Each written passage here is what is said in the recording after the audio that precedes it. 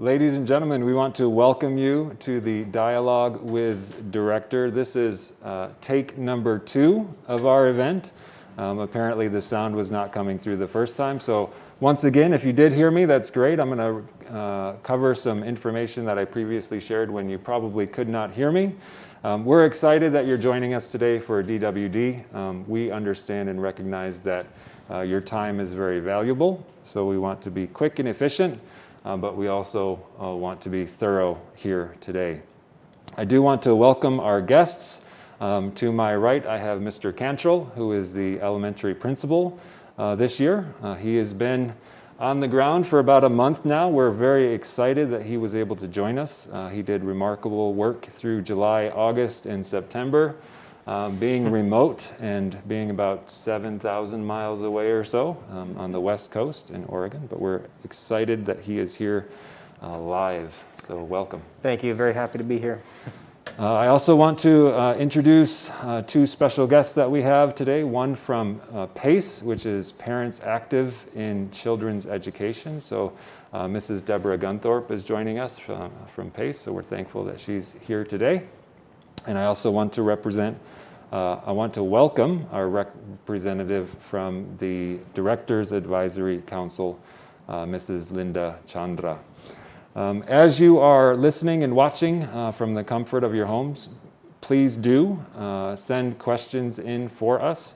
I have a few things to report on behalf of the school. Mr. Cantrall also has a few things to report related to the elementary division. And then we'll open up for some Q&A. Now, I'm very comfortable with awkward silences. I think when you are a teacher, you actually enjoy the awkward silences in a classroom because that's a point where you are focusing on your students, making sure that they are thinking, and you're forcing them to respond, which is a good thing. Here we might have some awkward silences as we field questions, and we're all going to be okay. It's no problem if we have some dead air every once in a while. I'm going to get into my report here moving forward. I have 3 particular topics that I want to share about.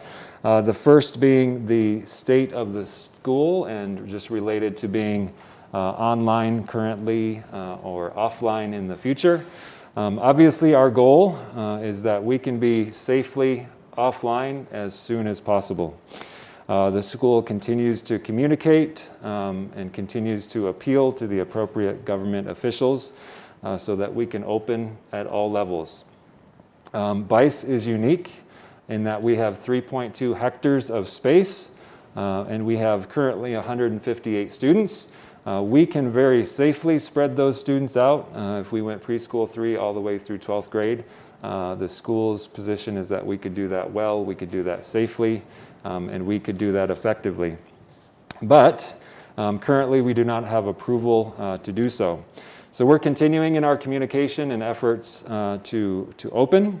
It's likely some of the first steps in opening would be some sort of hybrid setting where potentially a third of the students come in on a particular day, the second third comes in a second day, some combination of which in order to gradually get into what we would hope is normal school. A few weeks ago, we had some positive momentum building related to SMP in the middle school level with grades 7 through 9.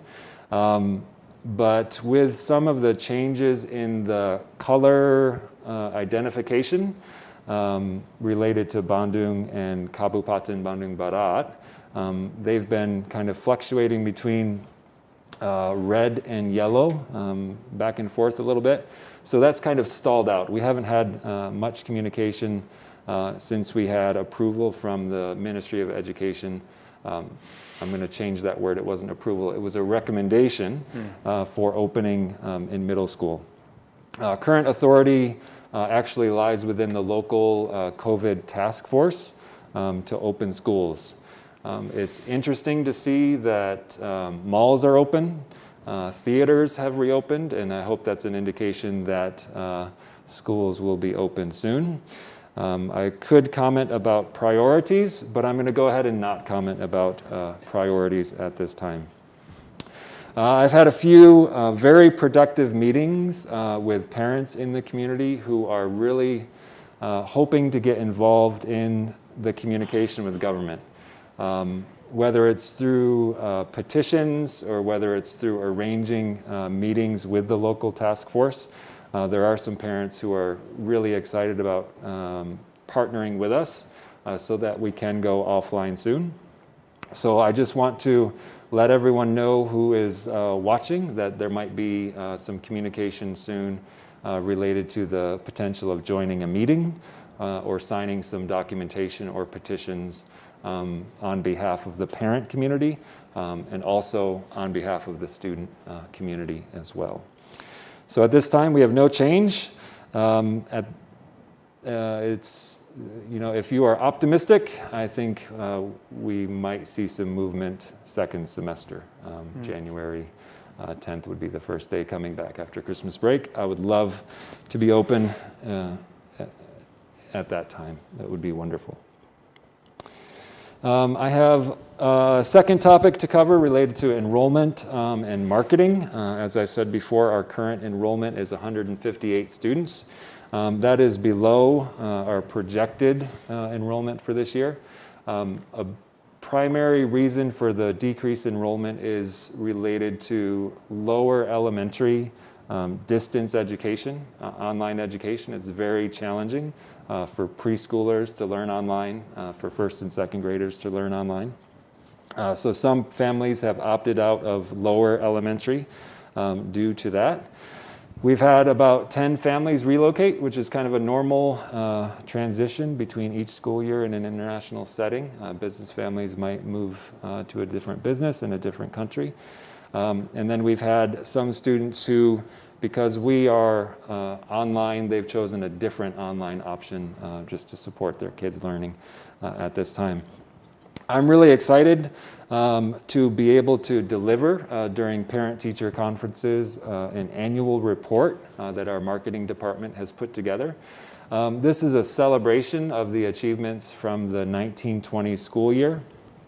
Within that report, there's also some important financial information that I feel like is really important for the school to share related to being very transparent in our current budget and our kind of final budget surplus or deficit from last year. So as you come to PTCs, which I will share, that's my third topic, you'll be getting a special annual report that celebrates all of the accomplishments of our teachers, parents, and students from last year.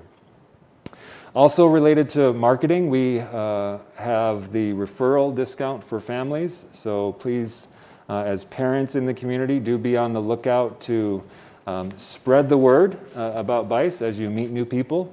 When you are grocery shopping, when you are at the movies and you see some people that might be strangers, go ahead and take that risk and say, hey, there's a great school. It's in the beautiful area of Kota Baru, Parayangan, and share that information. Because as a referring family, you can get a pretty substantial discount. So that's one of our marketing initiatives.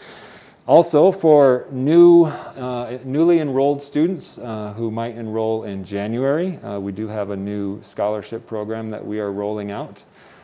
Through the admissions process, through a very specific application process, those students can apply for scholarships. So that hopefully will incentivize some new families to join us second semester. And just a few weeks ago, we had our first virtual open house. During that time, we had about 8 prospective families join us for the open house. We had a virtual tour of campus, which was led by your amazing students, and they did a great job on the tour. It was very fun to see the students introducing their friends as they transition through the virtual open house video. But I do want to just give an affirmation to our marketing director, Hani Ramapa. She's doing a great job in these initiatives, and we obviously do want to increase our services to the greater community by having more students. We are kind of the last update related to marketing is related to an event that we are attempting to plan for the end of January and February. I think our community is in need of an event where we can come together, where we can dress up and we can celebrate. I miss having chances to hang out with the parents in those kind of settings, whether it's a restaurant or a banquet or a Christmas concert with our students. So Hani's going to be leading a process where we have a gala celebration dinner and fundraiser for the school. So those details will be coming out in the next couple of weeks as well. In terms of a date, we're looking at the end of January, early February. We would like to combine that with an informal golf outing in the morning with a lunch. Everyone can go home, get showered and dressed up, and then come back for an excellent gala dinner, fundraiser, maybe a silent auction there as well. It can be a lot of fun, but we have a lot to celebrate, and we would love to be able to come together in a safe, socially distanced and masked manner and have a great night of celebration. The last update for me is related to Parent-Teacher Conferences. We are hosting those next week on Thursday and Friday. Those will be on campus, once again, very safely with social distancing and masks. In the last edition of the BAIS Buzz, I shared the secondary rotation, where middle school parents will come at a certain time, 9th and 10th graders will come at a certain time, and then 11th and 12th graders at a certain time. Those are a little bit flexible because if you have multiple kids and they're in different divisions, we don't need you to be driving back and forth multiple times. So please be flexible with that. If you have an 8th grader and a 3rd grader and your 3rd grade conference is at 9:30, go ahead and see your teachers at 9:30 in the morning. We're not going to be sticklers related to that. We want to be flexible and provide really the best customer service that we can for you at PTCs. When you come in on campus, you will sign in at Parent-Teacher Conferences. That will allow us to take attendance and keep track of who was able to come. And we also have 2 new initiatives. We have the annual report, which you will get, and we have an amazing coffee bar that's going to be set up in the lobby. So you can come, you can get caffeinated. If you're a tea drinker, you can have tea. And then you can go see your teachers and learn about the great things that your students are doing and have done so far in the first quarter of the school year. It's amazing. It's already mid-November, almost Thanksgiving time. We continue to persevere and show a lot of grit and determination. And we know that you as parents are also working really, really hard to motivate and to encourage and to monitor. And especially for our elementary parents, you really are side by side with your students, helping them learn and grow. So we really appreciate your partnership and support in that. Going to transition now to our elementary principal, Mr. Cantrall, and he has a few updates that he's going to share related to the elementary division. All right, thank you, Mr. Thomas. And if you don't mind, I'm going to pull my mask down and speak to you as such so that my glasses don't fog up too much. I am very excited to be here at BAIS, and as Mr. Thomas alluded, it has been about 4 weeks now, and I have to say that though our elementary program has lots of room currently within their classes, I don't anticipate that to be the case for very long. We have an incredible teaching team at the elementary level. The degree of experience and expertise beyond what I've seen in other schools. So I just want to communicate what an incredible and elementary program we have. Currently, our teachers are helping our younger students from the TK level up to 5th grade engage in new technology. So with daily meets each day that vary in length depending on the abilities and attention spans of students. We have students in our younger early grades experiencing Google Suite, working on digital whiteboards, producing documents and learning typing much earlier than they would have, which is producing some incredible results. Students are giving audio and visual explanations of comprehension, of mastery of certain subjects. And we're utilizing a really wonderful platform alongside our PowerSchool Learning, which is called Seesaw. And this platform is very helpful for both students and teachers as it's manageable. Students can submit things on their own. They're able to record and do all sorts of different submission styles. And I know as an elementary parent myself, I appreciate it greatly. Our students are learning a lot of responsibility. Our youngest students are learning the importance of arriving on time for meetings. They're learning the importance of having their work completed and ready to turn in to their weekly packets. And it's really fun to see, for example, my youngest son, who is in preschool 4, being very cognizant of time and schedules and making sure that he has everything he needs before his meet. I think these new skills that our students are learning during this time of online learning are going to translate very well into the classroom when we're allowed to be back. We have a very renewed focus during assessments by our elementary students. There have been opportunities that have been opened up for students to come in for a socially distanced one-on-one personal assessments as the teachers deem appropriate during the units, so that our students in elementary are getting that face-to-face time with their teacher. It's definitely not in a classroom setting that they're used to, but they are getting that personal, tailored instruction from their teacher. And their focus on these assessments is very, very impressive to see such young children wanting to do well when they take advantage of their opportunities to be with their teacher. We have lots of opportunities for cooperative learning within the elementary program. Students are going into breakout rooms digitally, working on group projects outside of the meeting times, the digital meeting times. They're participating in small groups outside of those meets as well. Some different moments have been orchestrated for students to meet on campus in very controlled, maybe one-on-one, two-on-one environments to do check-ins with regards to their learning. And the research basically is showing us, and it's repeating itself over and over, that our students are in desperate need of socialization. And elementary school students especially rely on socialization in their early years of education. So our teachers are continually looking for new ways to bring that about, ways to increase social interaction amongst their peers. We have many parent-planned scheduled play dates for our classmates and our students throughout the week.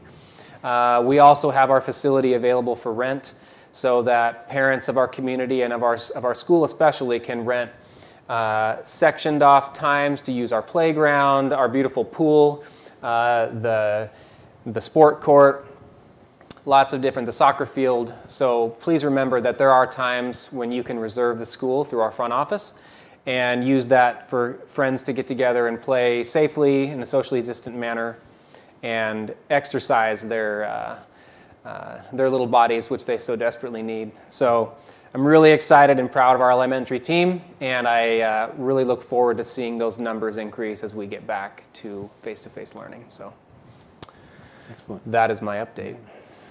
Yeah, thank you, Mr. Cantrall. Again, our facilities are top-notch.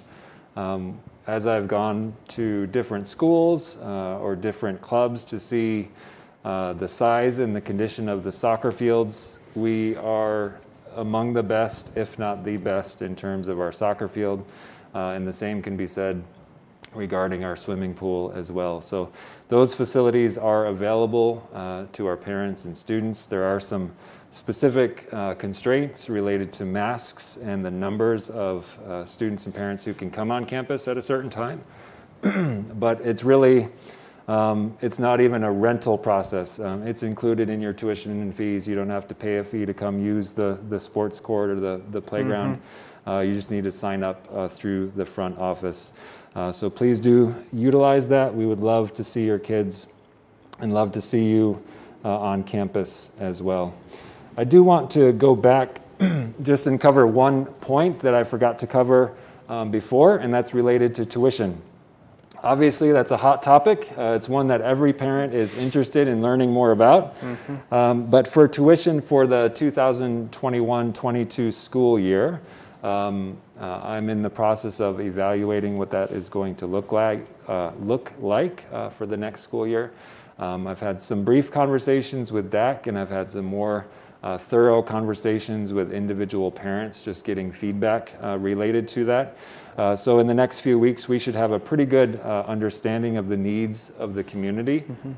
As a school, I just want to affirm with you, the parents, that we understand that it is a serious sacrifice that you make and a substantial investment that you make in BAIS by sending your students here. At the same time, we do believe we have an excellent product. We believe that our academic program is one of excellence and of rigor that opens up so many doors for your students for their futures. So we recognize both. We have a great product, we have a great parent community. We know that you sacrifice a lot to send your students here. Additionally, with all of the COVID-19 related consequences related to the business climate, we understand, we recognize that businesses have been hit pretty hard. So related to tuition, we're taking all of that into consideration. And we're looking forward to providing opportunities for our students and families for next year that is very reasonable for both the school and for the families. We are going to transition now to some questions and answers. So Mr. Ramappa, if you have any questions from the team virtually who is watching, if you could help us with those, that would be great. And in the meantime, I wonder if Mrs. Gunthorpe or Ms. Chandra have any questions. I see a question up on the screen right now. We do have one question. Will you lower tuition to be more competitive with other schools? It's a good question. It's not an easy question to answer clearly and succinctly and with a lot of affirmation. Our goal every year as a nonprofit school is to have a balanced budget. We do not attempt to have a profit each year. We're not increasing salary and benefits of teachers and staff from that profit. Our goal is to have a balanced budget every year. Now, when we think about some of the key differences that separates BAIS from its competitive schools, the key difference is that we hire native English speakers here at BAIS so that your students can be taught by native English speakers, so that your students can meet their potential in fluency in English. I was meeting with a parent yesterday who said, the reason I send my kids to BAIS is that I know that my student will learn English to his potential by the time he graduates. And I know that because of that, the opportunities that affords him at a university, whether it's in the US or Canada, whether that's in Europe, Australia, Singapore, Hong Kong, I know that that's going to open so many doors for my son or for my daughter. So we will always try to be as competitive as possible, but please do know that it is more expensive to hire native English speakers here at BAIS. I do believe we offer very competitive prices. One of the, I would say, myths that I've heard in the community is that, especially in preschool and in the elementary levels, people automatically say, oh, it's just too expensive, and we disregard it. We disregard BAIS as an option. I would encourage you to go on our website, actually look at the tuition and fees, because our rates, especially in TECA and SD, are not only competitive now, but they're also less than our, I would say, less than our key competitor at this time. So, very good question. Thank you for asking. Second question, also related to tuition and fees. Will there be a discount if we continue to be online? As I've interacted with parents and families related to tuition and discounts, it's important for the school and community to understand that whether we are offline or online, the school's expenses actually remain the same. We still have to pay our taxes, we still have to pay our electricity bills, we still have many teachers and staff on campus teaching from our classrooms so that we can be most effective as a community in giving and delivering our product. So at this time for second semester, while we can look carefully at that, I don't think we'll be considering discounts second semester if we continue to be online. because again, our expenses stay the same whether we are online or offline. But I do appreciate the question, and I understand the sentiment behind the question. Mm-hmm.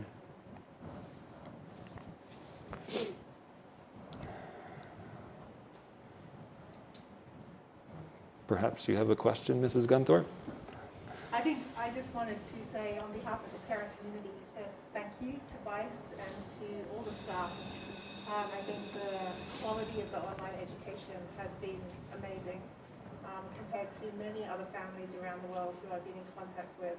My boys are still getting an amazing education, and the staff are doing everything to make it fun, but to maintain the quality. So I want to say thank you first. And I have a question regarding feedback. So if our kids are struggling with maybe a certain subject or just really not understanding, what is the best way for us as parents to try to feed that back and to help not just our kids but also the teachers understand what's going on? Because often the kids are quite reluctant to tell the teacher, I don't understand, especially online. So do you have any recommendations for, as parents, the process and how we go about that? Yeah, absolutely. And it's going to look differently in elementary compared to secondary. So I'm going to give Mr. Cantrall just an opportunity to address that from the elementary perspective first. Yeah, for the elementary students, the parent to teacher communication is constant.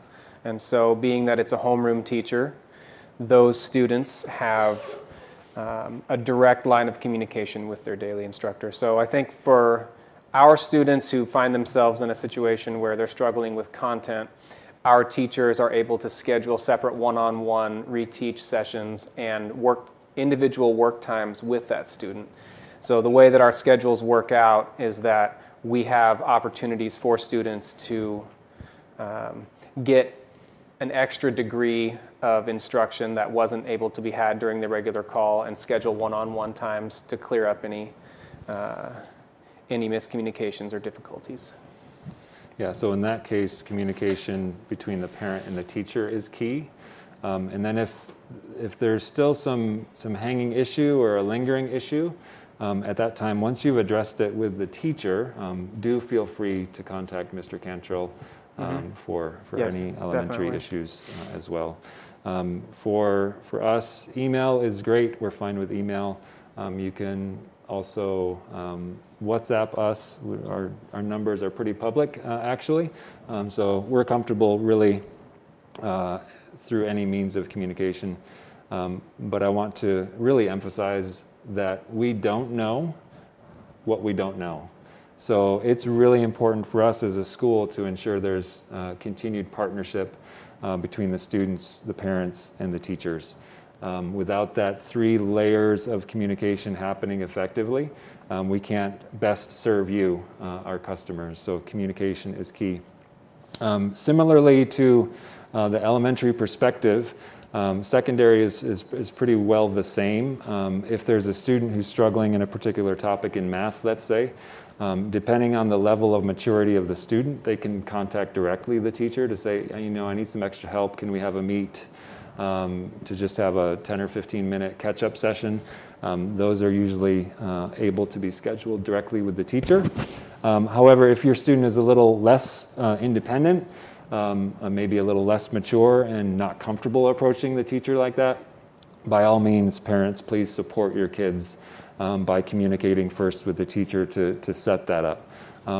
For example, if there's a project that is confusing, if the instructions might be a little unclear, do communicate directly with the teacher related to those types of issues.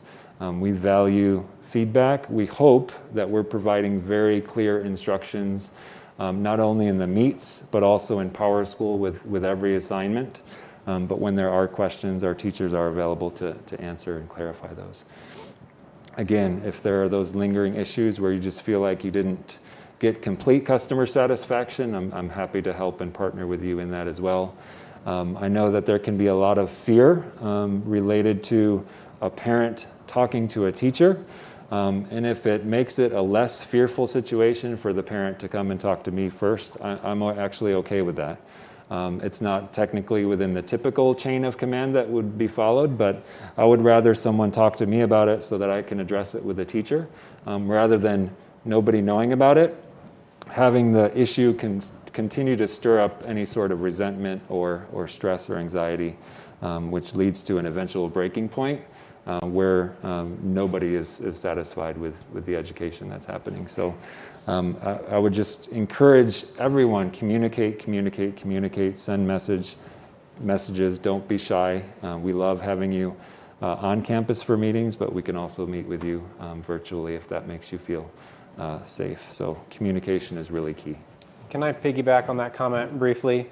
Here at BAIS, we really understand that parents have an added responsibility these days as children learn at home, but we are not asking you to be their teachers. We really do not want you to feel as though you are now in the teaching role. So when you find yourself in a place where your students are struggling and you're struggling as a parent to help them manage, please reach out to the teacher and say, this is where I'm at, because we want to teach your students. We want to be the educators. We want to cover that because that is the service that you're expecting. So just know that at least from an elementary, and I know same with the secondary perspective, we want you to understand that we're not asking you to be the teacher. And I know that's the temptation sometimes because you feel that added responsibility. So if you find yourself in that situation, please reach out to your child's teacher, explain your difficulties and frustrations, and we're going to do everything we can to work that out for you. So it's a perfect segue to some advertising, actually. Okay. During these stressful times, we know that parents are pretty tired, pretty stressed, anxiety levels are high. So I want to encourage everyone to join our webinar happening next week. We have a webinar hosted by our chaplain, Jason Whitehurst, and our counselor, Haley Martin. The webinar is entitled Self-Care. We actually struggled with the title because we wanted to be kind of catchy, but it's really related to trying to stay sane during insane times. Like it's a crazy season. But they will be sharing advice and wisdom from their expertise. They've also gathered some feedback from parents regarding what has been successful related to self-care, and they'll be sharing about that. So please do register and join us for our virtual webinar coming next week. It's going to be very, very good information.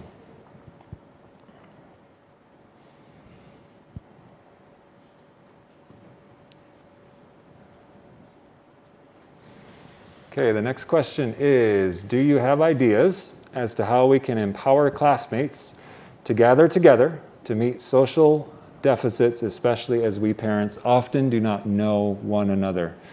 That's an excellent question. I love the idea behind it. We all need social interaction. We are social creatures. We were created by God that way to enjoy relationship with each other, and it's a vital thing that is missing during this season. I'm just going to share secondary's perspective related to one event that the parents did facilitate. There was an October, I'm just going to call it a costume party that was put together by the senior class that was in town. It was led by the parents. They utilized the room moms in the WhatsApp group for communication related to that. They did an awesome job of hosting an event that was fun. It brought the students together in a way that they needed to be together, but they also had some specific requirements related to masks and social distancing. They actually, this particular parent community decided that rapid tests would be a good idea before the event. So every student who was involved took a rapid test, and judging by the pictures, they all had a great time. So I would encourage you to utilize the Room Mom WhatsApp groups to create those opportunities. It's kind of tricky because as a school, we want to promote as much social interaction as possible. But in terms of the school setting that up, that can really blur the lines between breaking some of the regulations that we're required to follow. Therefore, the elementary playdates are actually parent-planned and parent-led playdates. So as you think about ideas, please do utilize those WhatsApp groups to communicate. And if you want to reserve school facilities for that, we can help you facilitate that as well. But yeah, it's a need within our community to hang out, to have fun, and to see each other. I've never seen so many students excited about map testing as I had students this year. Like they didn't care that it was map testing. They were on campus, they were hanging out, they were doing something really hard, but they were just craving the ability to interact and have fun with their friends, which is such an important aspect of their development. So yeah, we encourage our parent community to set those up. Yeah, can I just add to that, yeah, those WhatsApp groups for each class are really important, and some classes I know are using those and trying to create social activities. If you're a new parent or you don't know many parents in that group, maybe you could reach out to the homeroom parent who runs the group, who is sort of mediating it, and then maybe they can help facilitate something. But yeah, please do use those groups. They're there to create community. Our front office also has all of the contact information for the room moms, so you can call the front office for those. You want to go ahead and read this question and see what we have? Yeah, there's a bit of a glare. It says, online distractions are frustrating to monitor when we have our own work to do. Also, is there a way this can be addressed? All right. Well, from an elementary perspective, I've actually had the opportunity to be involved in a lot of our classroom meets, especially even these past couple weeks. And online distractions are difficult, and a lot of times they're difficult to forecast. What I would recommend, from a principal point of view and as a parent of an elementary student and secondary student for that matter, is to find a place in your house where you know that your child can be successfully independent in some ways. So if it's a corner of a room, if it's an area where you have a carpet set up where that indicates a certain spot in that room where your child is going to be working. We understand that there are things that pop up. Internet issues always arise, which is frustrating. I know that parents, you do have your own work to do at home, and you can't always rely on an online meet to keep your child focused.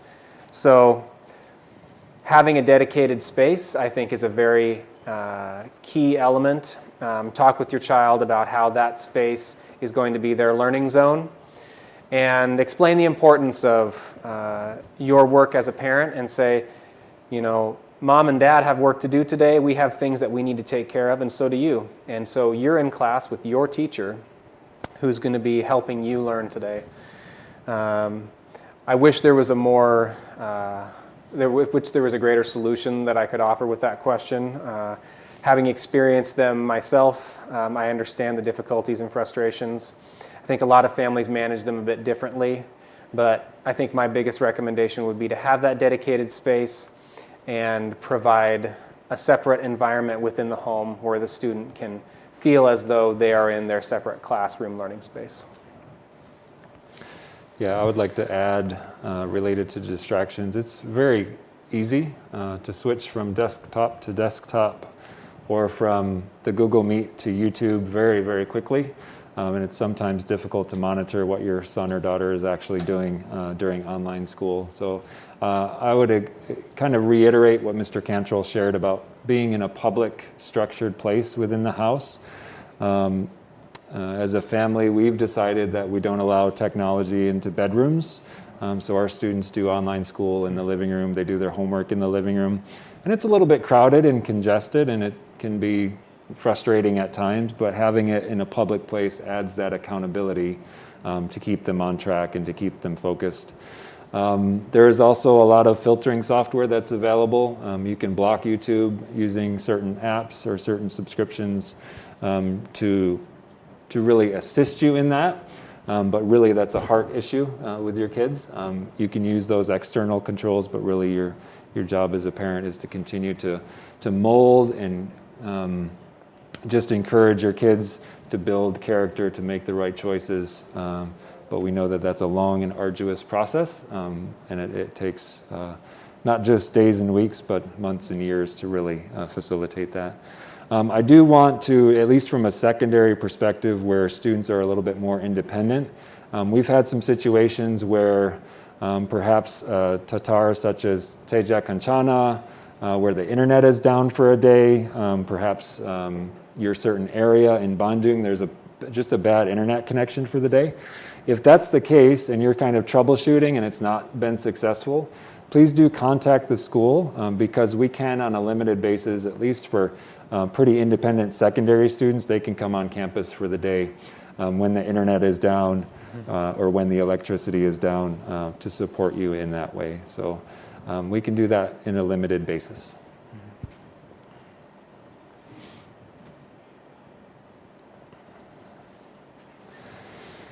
All right, it says, if later the school can go offline, what if there are some students who are still continuing online?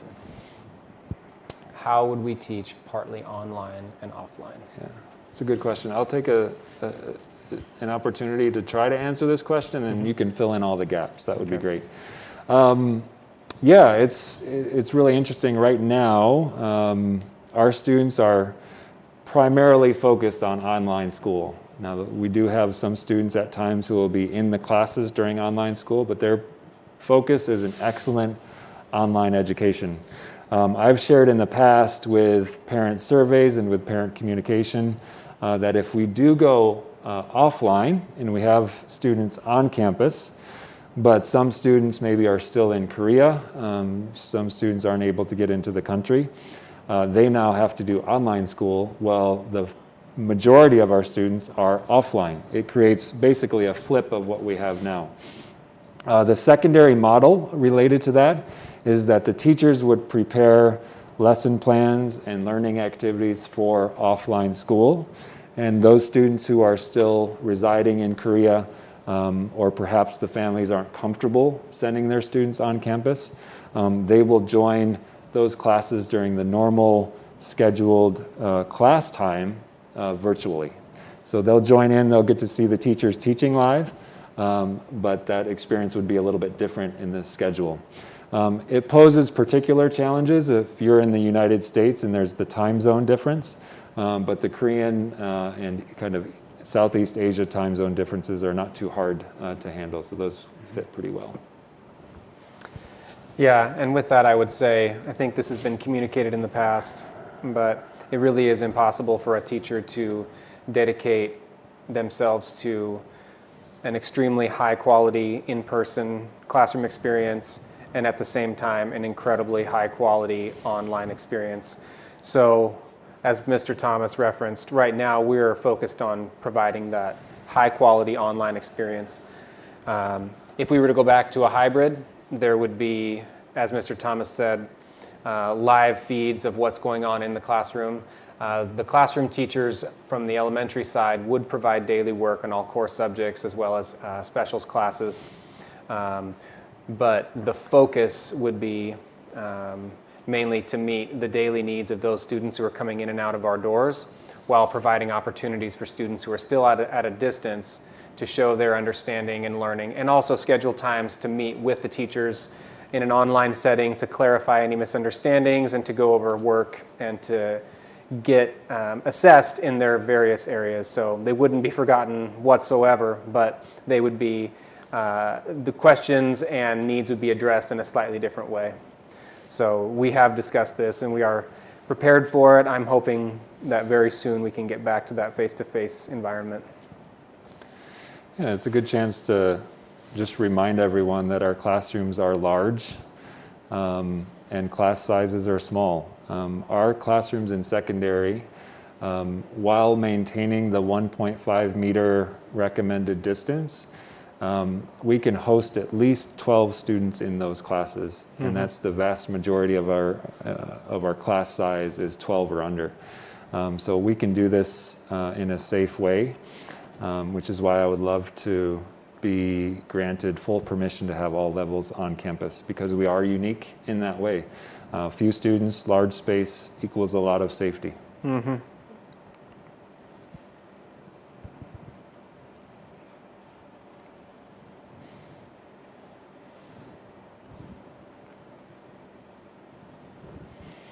This is a long question. I love it. It's great. Provides a lot of context for us. I have noticed the majority of students do not have their video on. Though this has been a written expectation, students are not verbally participating either. I'm confused about why this has become accepted. From the secondary's perspective, I've encouraged teachers to have video on so that the teachers can better monitor participation and interaction within the meets and within the learning activities. That's been an encouragement. It's not been a required policy so far. It's an understatement for me to say that our students in secondary have been going through a pretty traumatic season where just to give you an example, when I interact with students that I haven't seen for a long time, I can see that they're socially different than they were 8 months ago before we started lockdowns and COVID. So there are a lot of social and emotional needs that our students have where some of our students are pretty, I think the best term is really unstable. Not quite as secure as they used to be in identity, in their appearance. They don't like seeing themselves on the video. So there are really myriad reasons why our students, some of them might have the video on, some might have the video off. But I do trust our teachers in terms of making their best professional judgment, knowing the students they have, knowing that particular cohort of students and what is best for the students overall as a whole. Some of the mental stress and anxiety of just the video, me being on the video, I'm going to be focused on my hair and my makeup more than the instruction if I'm going to be on video, perhaps. So that can be a distraction as well. So I do support my teachers and how they are implementing whether the video needs to be on or whether the video needs to be off. If there has been some written communication that has been unclear, or if that written communication needs to be updated, please let me know specifically about that, because we don't want to communicate one thing to the community while we're practicing something that is completely different than what the expectation has been. So please do feel free to follow up with me individually so I can better answer that question. Yeah, I think from the elementary perspective, most every meet that I've joined has full camera for the students. All students' faces are there. I think at that level, students enjoy being on camera. They enjoy seeing themselves. They enjoy seeing the teacher. And most of all, it's important for the students to see each other at that level, to know that they're all there together in that class. And I would also add to what Mr. Thomas said, there are a lot of challenges posed just in current research with regards to online meets with cameras and such. We can control our classroom environment, so we know what is in the background of our school. We know what's in our classrooms. Our students come from very different families. They come from different realities. We know that being in the home, the playing field is not level, so to speak. We do not have the ability for students to have a controlled background and setting for all their calls that's acceptable for everyone to see. So what we try to do is we encourage students to keep their videos on so that we can see their awesome, beautiful, wonderful faces. But at the same time, we respect the fact that sometimes showing a video in their home or wherever they end up having to do their meet may be a little bit challenging for some families.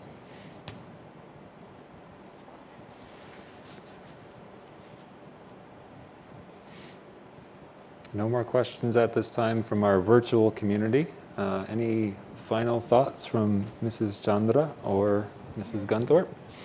Just, I do appreciate for the teacher and the staff for, it's already doing great for this time. It's not easy for you all, for the community. So I hope this condition is fastly gone. I understand. We can do offline. Yeah, thanks for your support. Thank you. I've said many times that BAIS is not a perfect school. but we are an excellent school. We are putting forth the absolute best product that we can under the current constraints of everything related to this season. We do value so much your partnership, but mostly we value the trust that you've demonstrated to BAIS by allowing us the privilege of educating your kids here. I love the importance of the classroom and what happens in the classroom. I love the dynamics of seeing the teachers teach really well those lessons within the classrooms. I miss dearly seeing that, and I also miss after-school activities and sports and the clubs. We have one particular student who's launched a science club over the last couple of years in middle school. She's now a high schooler. And I just miss being able to see her excited, sharing that passion with other students within that club, literally blowing some things up every once in a while in the science lab in a very safe environment. But we just really miss that. But we appreciate your support. We appreciate your trust. Please do join us in the webinar next week and as well as our parent-teacher conferences next week. We look forward to good, transparent communication happening. And we thank you for the time that you've spent with us this morning. So on behalf of BAIS, our administration, PACE, and DAC, thank you for joining us. We will do this again in the near future. Have a great day.